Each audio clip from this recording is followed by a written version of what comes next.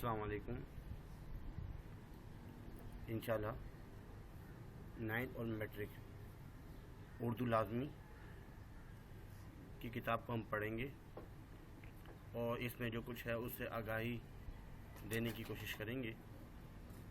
तो ये आपकी बुक है। सबसे पहले तो पेपर पैटर्न जो है वो बताते चले कि उर्दू का पेपर कितने मार्क्स आता है। उर्दू का जो पेपर है वो 75 मार्क्स का होता है। उसमें 15 जो है वो तो खाली जगह आ गई। इसके अलावा हिस्सा बे जो है मुख्तसर सवालात 35 मार्क्स का तो ये हो गया। और लॉन्ग जो है वो 15 मार्क्स का। तो इस तरीके से जो है 75 मार्क्स का जो है उर्दू का पेपर होता है। इसमें सवाल नंबर 1 तो जैसे कि अभी आपको बताया वो तो खाली जगह हैं 15 नंबर की। सवाल नंबर 2 जो है इसमें ऐसा है कि 3 के मुख्तसर जवाब देने होते हैं, 5 आते हैं। पहला है कानून अदब से क्या मुराद है, शाह वलीउल्लाह की तहरीक का क्या मकसद है, ब्रिटिश म्यूज़ियम में क्या क्या चीज़ें मौजूद हैं, गांव के नंबरदार के बताने पर डॉक्टर साहब क्या रद्द-ए-अमल था, रूपा ने बूढ़ी काकी को खाने का थाल देकर क्या कहा। इस किस्म के जो आपकी बुक में जो चैप्टर पढ़ाए जाते हैं हिस्सा नसर में से, उसके आखिर में जो क्वेश्चन आंसर आते हैं जो आपको पढ़ाए जाएंगे उसमें से 5 आते हैं, 5 में से 3 करने होते हैं। इसके बाद सबक का मरकज़ी, क्योंकि जैसे इंग्लिश जो है लिटरेचर उसका पेपर बहुत लेंदी होता है, ऐसे उर्दू का जो ना ये भी एक किस्म का लिटरेचर उर्दू अदब इसको कहा जाता है। इसका पेपर भी बहुत लेंदी होता है, बहुत तफसीली होता है, इसलिए बहुत सी चीज़ें पूछी जा रही होती हैं। एक सवाल इसमें जो है सवाल नंबर 3 है कि या तो इसका मरकज़ी ख्याल लिखें। मरकज़ी ख्याल में जो ना 2-3 लाइनें लिखनी होती हैं, 3 लाइनें लिखनी होती हैं, या खुलासा लिखना होता है। लेकिन इसमें मुसन्निफ़ के हवाले भी लिखने हैं। जैसे नंबर 1 है नाम देव माली और सियाना बादशाह। इन दोनों का अगर दोनों में से एक अगर मरकज़ी ख्याल जिसको याद हो और मुसन्निफ़ के हवाले के ज़रिए जो है ना ये इनके मुसन्निफ़ का नाम क्या है, एक लाइन का जो है ना इसका हवाला बयान करना होता है। इसके बाद सवाल नंबर 4 जो है वो दर्ज़ेल अशआर में से किसी 3 की तशरीह शायरी के मुख्तसर तारुफ़ के साथ कीजिए। 5 जो है अशआर आते हैं आपकी जो ऐसा गज़ल में से और कभी नात में से या हमद वगैरह में से, ज़्यादातर गज़ल में से आते हैं। गज़ल में से जो है अशआर आ गए और सिर्फ 3 की जो है वो तशरीह करनी होती है। एक लाइन का जो है शायर का जो शायर का वो तारुफ़ लिखना होता है, इसमें कोई मुश्किल नहीं है। सवाल नंबर 5 जो है इसमें 2 चीज़ें पूछते हैं।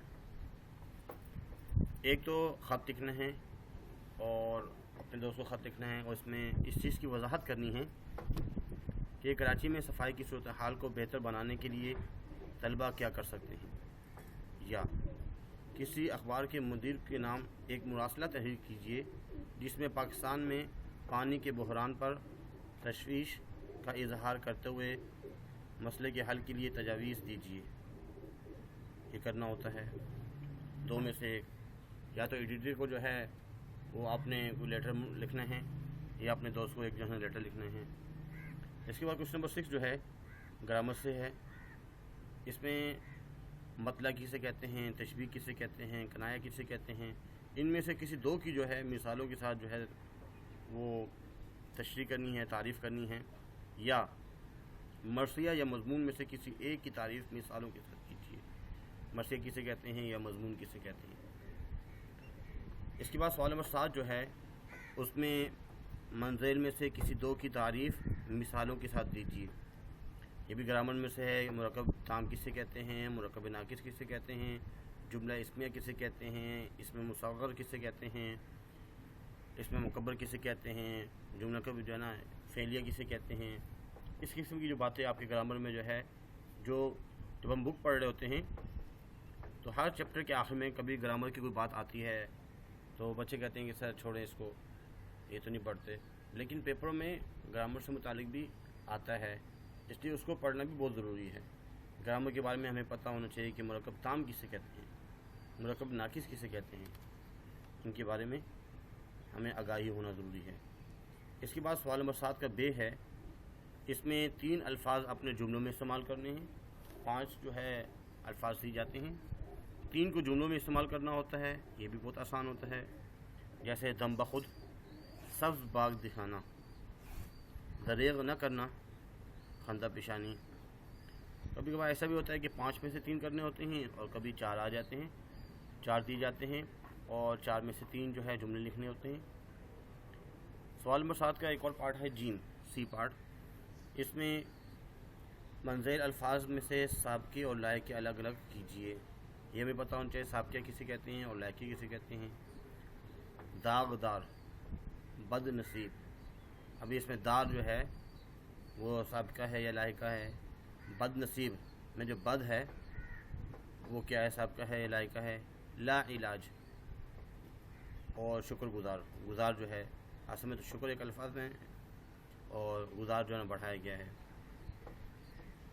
اس کے بعد حصہ جیم میں تھوڑی سی تشریح وغیرہ پوچھی جاتی ہے، پیراگراف دیا گیا ہے، اس میں سیاق و سباق کے حوالے کے ساتھ، سیاق و سباق کہتے ہیں کہ جب ڈرامہ شروع ہوتا ہے اس سے پہلے ریکیپ دکھایا جاتا ہے کہ اس جو آج ڈرامہ دکھایا جا رہا ہے اس سے پہلے کیا کہانی چل رہی تھی، تو ایسے ہی یہ جو پیراگراف دیا گیا ہے اس سے بتانا ہے کہ اس سے پہلے کیا بات چل رہی تھی، کیا مضمون چل رہا تھا۔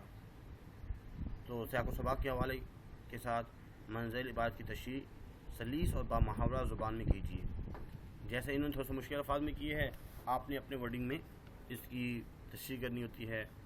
جیسے یہ تقریباً 3.5 لائن کا ہے تو تشریح کرتے ہوئے تقریباً 6 لائن ہو جائیں، 5-6 لائنیں ہو جائیں، اپنی ورڈنگ میں اس کو لکھنا ہے، مشکل نہیں اس میں۔ یہ امید کی خوشی سے لیا گیا ہے اور سر سید احمد خان ان کے مصنف ہیں۔ دیکھ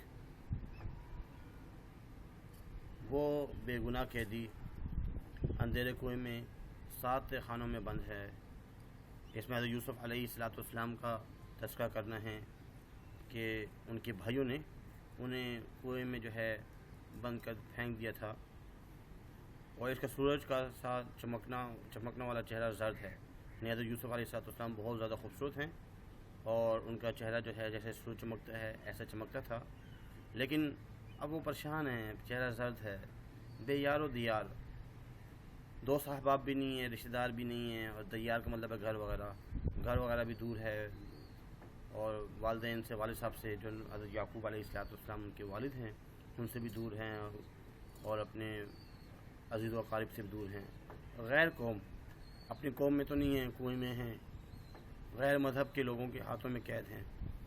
اس میں یہ بھی تذکرہ کیا گیا ہے جب ان کو فوج جو ہے کنویں سے نکال کر مصر میں جب لے کے جایا گیا، اور مصر میں جو ہے وہ غیر قوم والے ہیں اور غیر مذہب کے لوگ ہیں، مسلمان بھی نہیں ہیں، پھر وہاں پہ جو ہے ان کو قید ہوتی ہے اور ان جو ہے پھر جیل میں جو ہے قید ہو جاتے ہیں۔ بوڑھے باپ کا غم، انہیں جو ہے نا اپنے والد صاحب حضرت یعقوب علیہ السلام کا غم ہے، اس کی روح کا صدمہ پہنچتا ہے۔ قید خانے کی مصیبت، اس کی تنہائی، ایک تو یہ کہ وہ قید خانے میں ہیں، جیل میں ہیں، اس کی تنہائی، اس کا گہرا اندھیرا، اور اس پر اپنی بے گناہی کا خیال اس کو نہایت ہی رنجیدہ رکھتا ہے۔ یہاں پہ بتایا جا رہا ہے کہ امید کی خوشی میں حضرت یوسف علیہ السلام نے بڑی تکلیف اٹھائی، کنویں میں پھینکا گیا، پھر مصر میں جا کے بیچا گیا، پھر وہاں پہ جو ہے جیل میں بھی رہے، لیکن ان کو ایک امید تھی کہ تمام پریشانیوں کے بعد، مصائب کے بعد مجھے اپنے والد صاحب سے ضرور ملنا ہوگا، اپنے عزیز و اقارب سے، اپنے بھائیوں سے، سب سے انشاءاللہ میں جو ہے نا ضرور ان سے مل پاؤں گا۔ تو یہ ان کو ایک امید تھی، اور امید کی خوشی کی وجہ سے وہ تمام مصائب کو خوشی خوشی جو ہے وہ جھیل رہے تھے. یہ ایک آسان ہے. یا جو ہے نا ایسا بھی ہوتا ہے کہ ایک پیراگراف کا جو ہے سلیسہ جمع کرنا ہوتا ہے، یا جملے دیے گئے ہیں، جیسے اس میں جو ہے 4 جملے دیے گئے ہیں ایک ایک لائن کے. یہ بھی اسباق میں سے دیے جاتے ہیں، حصہ نثر میں سے. تو اس میں سے صرف 2 کی تشریح کرنی ہے. سمجھ 2 لائنیں. نمبر 1 ہے قوم ایک درخت کی مثال رکھتی ہے جس کی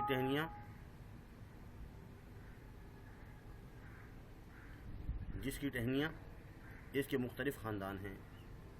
نمبر 2 اسے کیا معلوم تھا کہ قضا اس کے سر پر کھیر رہی ہے. شہد کی مکھیوں کے بارے میں ہے کہ اس کو تو نہیں پتہ تھا کہ شہد کی مکھیاں جو ہے موت بن کے اس کے جو ہے سر پر کھیر رہی ہیں، امڑ رہی ہیں، اور جب وہ کاٹیں گے تو اس کو اس سے موت لاحق ہو جائے گی. دنیا کا دستور ہے کوئی فرد بشر رنج سے خالی نہیں. ہر بندے کو پریشانی ہے، امیر ہو، غریب ہو، جھونپڑے میں رہ رہا ہو، بڑے محل میں رہ رہا ہو، لیکن ہر بندہ پریشان ہے. اس کے بعد ایسی نظریاتی قومیت میں ہر نسل، ہر رنگ اور ہر جغرافیائی خطے کے لوگوں کے لیے جگہ ہوتی ہے. ان 4 میں سے 2 جملوں کی جو ہے تشریح کرنی ہوتی ہے. اس کے بعد ایک بند دیا جاتا ہے حصہ نظم میں سے، اس کی جو ہے تشریح کرنی ہوتی ہے. جیسے دیکھیے اس میں شاعر کا حوالہ بھی دیا جاتا ہے.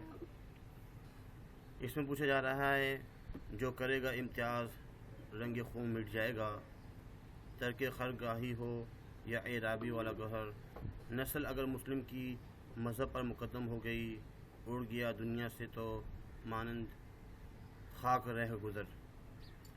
یا ایسا ہے کہ کسی نظم کا جو ہے خلاصہ یا مرکزی خیال لکھنا ہے. یہ زیادہ آسان ہوتا ہے. گرمی کی شدت اور سراہ شہادت، حضرت حمزہ رضی اللہ تعالیٰ کی شہادت کے بارے میں تذکرہ ہے.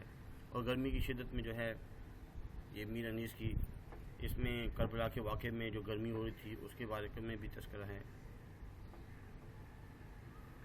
غالباً اس کے بعد میر تقی میر یا مرزا غالب میں سے کسی ایک شاعر کے حالات زندگی کے بارے میں ایک پیراگراف لکھیں.